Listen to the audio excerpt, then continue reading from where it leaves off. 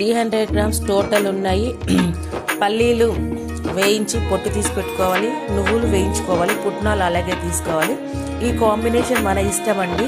పల్లీలు కొద్దిగా ఎక్కువ, నువ్వులు కొంచెం తక్కువ, పుట్నాలు ఇంకొంచెం తక్కువ తీసుకుంటే చాలా టేస్టీగా ఉంటాయి. ఇప్పుడు ఒక ప్యాన్లో 250 గ్రామ్స్ బెల్లాన్ని తీసుకొని దానికి కొద్దిగా వాటర్ యాడ్ చేసి దాన్ని బాయిల్ చేస్తూ మరిగించి దాన్ని ఫిల్టర్ చేసుకోవాలి.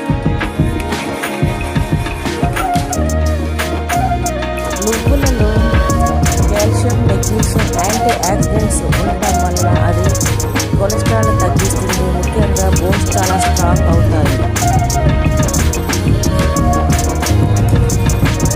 ఇలా బెల్లాన్ని స్టార్ట్ చేస్తూ చాలా క్విక్గా అయ్యే వరకు దాన్ని కలుపుతూనే ఉండాలి.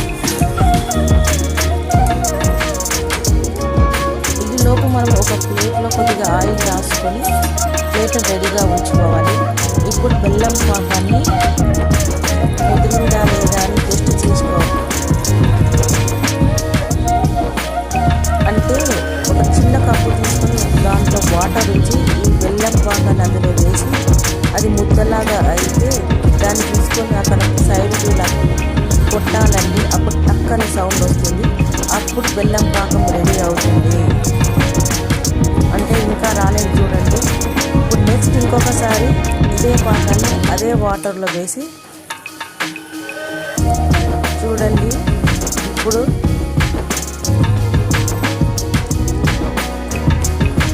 సౌండ్ వచ్చింది. ఇప్పుడు రెడీగా ఉంది పాకం.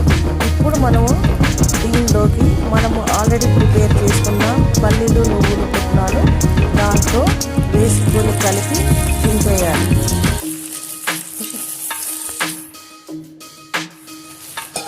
ఇప్పుడు ఈ బెల్లం పాకములు అన్నీ కలిసాక దాన్ని వేరే డిష్లోకి ట్రాన్స్ఫర్ చేసుకొని చిన్న చిన్న ముద్దల్లాగా చేసుకొని ఉండల్లాగా చుట్టుకోవాలి.